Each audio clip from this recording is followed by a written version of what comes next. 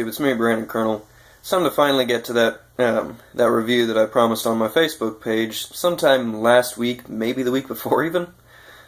But today I'm going to do the review on the CRKT Obake. Now, it's, again, like most times, I'm a little behind the curve on this one, but until I start getting a little bit more financially sound, that's probably going to be the way it is for the most part. But the benefit of getting to it behind the curve is that people who are getting to it now will know what it's like after they've made a couple hundred of them and either fixed the bugs, knocked out some of the kinks, or if they've actually gotten worse over time. Because I don't remember any specific models off the top of my head, but I do remember how there's been a couple of knives that they started off phenomenal, and then they just dropped off the map after maybe a couple hundred, maybe a couple thousand runs of them. And so, without further ado, here's the CRKT Obake. Now, first I'm going to show you how I've got it strapped to my belt here, because I have been using it as an EDC fixed blade. But basically I just wrap it once around here, go behind, or actually no, let's start off going behind here, then over, then underneath the belt again, over here. And so that's basically how I've got it attached. I did use my own paracord because the string they gave you wasn't long enough, and I ended up just putting back on the skull bead that they actually give you. Which, let me get it. There we go. There's the skull bead that they actually give you. And for the strap that I'm using to keep it on the belt in the first place, I'll show you that in just a second once I get this thing off of here.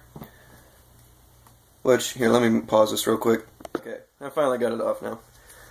The strap that I'm using is a simple Velcro strap. Just like my my boot knife, I got the strap off the CRKT Sting, which this is the strap that would actually hold the other two straps together. So this works perfectly for keeping it on my belt. You might be able to find Velcro straps just about anywhere, or you could rig it up with paracord, pretty much the same way as I did this. The only difference is you wouldn't have a Velcro strap. So that way you could take it on and off without having to completely undo your belt. Now, there would probably be ways that you could actually rig this thing up with just paracord, doing it like that, without having to wrap this around your belt like I'm doing. But for me, I like this just a little bit more, because if I want to carry it as a neck knife, then I can, and I don't have to rig up something else, or take off the strap every time that I want to use it as a neck knife. But yeah, so this becomes dual purpose at that point. And 1 second, my dog is wanting inside. Okay, I'm back. Like I said, the dog just simply wanted inside. But here is the knife. As you can see, it's got a fairly cool looking etching pattern on it, which honestly, I'm not too big of a fan of etching patterns, but something about this, I like it. I really don't care for most etchings, but this is actually fairly decent. I do like this one.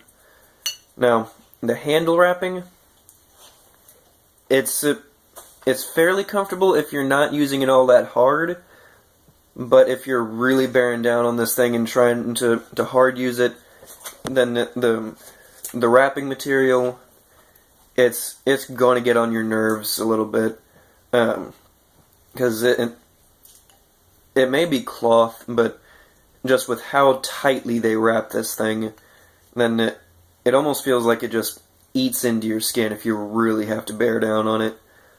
But yeah, overall, if you're just pulling this thing out real quick and cutting something, then you barely notice it, and it's actually fairly comfortable.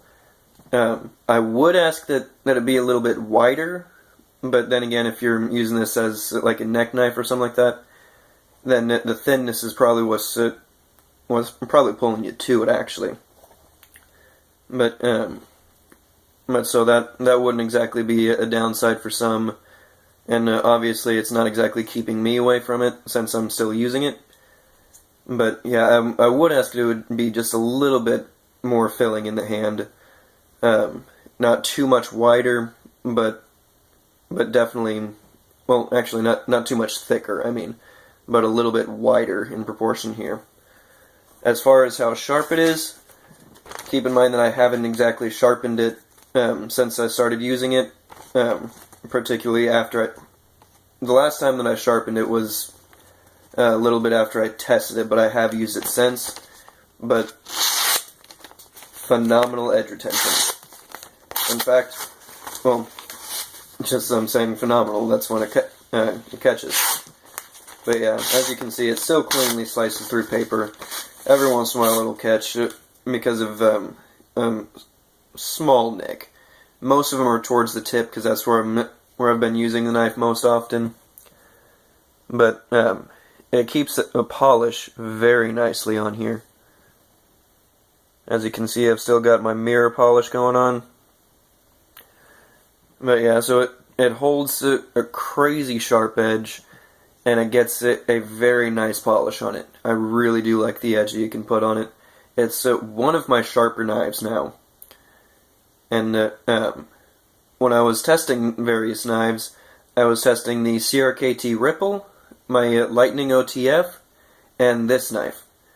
This knife had the cheapest steel among all of them, but yet it had the best edge retention out of any of them. Now, ergonomics was probably the worst. Well, I wouldn't exactly say the worst. It was probably mid-range.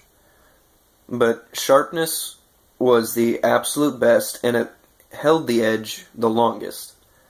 Which the CRKT Ripple actually had the best steel, and it had one of the worst edge retention on it. And let's see, ergonomics on that one was probably the best. That's right. And then as far as the Lightning OTF, just not the best. I'll leave that for the review. It just wasn't exactly the best. But yeah, so as far as materials, I believe this is 8CR14 MOV. I don't believe that it's the 13 MOV. I could be wrong. But yeah, this is just a really, really good little knife. I honestly love this. This is besides my tack knife, which you guys have all seen it. It's the Kershaw Emerson CQC 7K. These two knives are probably the only ones that I actually carry with what's not considered to be a super steel anymore. I really stopped carrying lower end steels for the most part, because now that I have higher end knives, and they really do work, then for the most part I just stopped carrying the lower end ones because they don't keep an edge as long. Most of them aren't as sharp. Now, not trying to knock on my on the other knives that I own, such as the Kershaw Volt, the let's see, what are some of the others? Actually looking at them now and I can't think of the names of them. The Burst, the Volt. Just recently got a Zing just to test it out, but right out of the box the screws are stripping, so I'm trying to loosen up the Loctite so that way I can just simply order a new pivot bolt. So gotta wait for that to happen before I can actually even test the knife, because it was also pretty loose out of box. But yeah, so my other Kershaws, they just really don't see all that much use. But yeah, these two, this one with the fact that it's the best tack knife that I own, it's the fastest, and I'm really not using it all that often, if at all even. I don't need a high-end steel in this, so why get something high-end when this works just as well, and I'm likely that I'll never even see it be used. But this one, I don't know, there's just something about it that I like. And it's, like I said, the only knife that I really carry that has a low-end steel that I actually use. Now, if you are carrying this thing as a neck knife or a fixed blade, or as a belt knife, if you're trying to conceal it, wear an undershirt. I cannot stress that enough. Wear a freaking undershirt. Reason being, the wrapping on this will irritate the living crap out of you if you're putting this up against bare skin. I don't care what kind of weathering you have on your skin. I don't care what kind of calluses you have on your skin. You are going to get the crap annoyed out of you with this rubbing against you day in and day out. For crying out loud, you could have this thing wearing against you for 5 minutes, and you're not going to like it. Because I went for about maybe 2 to 3 days with this thing on my side, and I actually almost stopped carrying it.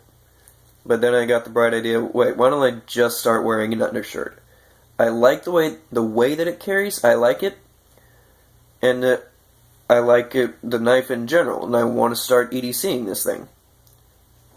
So why don't I just start carrying an undershirt around, or wearing an undershirt around, so that way I can actually do so comfortably. So I did that, and it works just fine. Personally, I don't like the extra heat from wearing an undershirt, but hey, the price you gotta pay if you want to carry this thing around. And the same is going if you're using it as a neck knife. But yeah, so bottom line, don't let this thing go bare skin. Now, let's see. Retention and sheath. If you forcibly move it around, then yeah, you're going to hear a little bit of rattle. Otherwise, you really don't hear anything. It's got a nice detent on it. The wrapping, basically, it gets sucked into these little divots right here, and that's what acts as your detent. I believe that CRKT is using a Securex molded sheath. I think that's what they're calling it. Let's see. I think I've got it up here. Yeah. It does actually come with a belt clip to it, but the only way that it's able to be carried, if you attach it, is like this. There's no way to put it with the blade sticking up. You can only carry it like this. And at which point, unless you are obscenely fat, then you're not concealing this thing. So and on top of that, the edge is also sticking upwards. So unless you want the knife to be sticking outrageously high on you, then you're basically not going to be able to pull it out with edge down. So basically, if you're wanting to use the belt clip instead of rigging up something like I've got here, then you've got one of two choices. Either have it outrageously high on you and get it with the edge facing down, or get it riding fairly normally, but the edge is facing up and there is no possibility of concealing it. Which there is no possibility of concealing it with the edge down either. But at least the edge is down. This way, when you pull it, then you basically just pull it underhanded and then switch. Easy as that. But you will get it concealed. And you could probably do the same thing on this side if you want to draw it this way. At which point you've already got it in your main hand. I like carrying it on my offside because, for one, I've actually got my phone on my right side. So I carry it on my offside for the most part. Now let's see. As far as weight, you really don't notice it because it's pretty light. So yeah, you really just don't notice it while you're actually carrying it at all. The only way that you may notice it is, say you start leaning around a lot, then you might feel it digging into your side just a little bit. But other than that, you really just don't notice it at all. It's light enough. It's just very, very light. Even around your neck, you really don't notice it. Now, if it starts swinging around a lot, then yeah, that's you're going to notice that a little bit. But otherwise, just not really. Okay. That's pretty much it. Yep, so I'm just going to cut it off there, guys. Seeing as it's not a folder, not quite as much to talk about. So, I'll see you guys on the next video. Stay safe.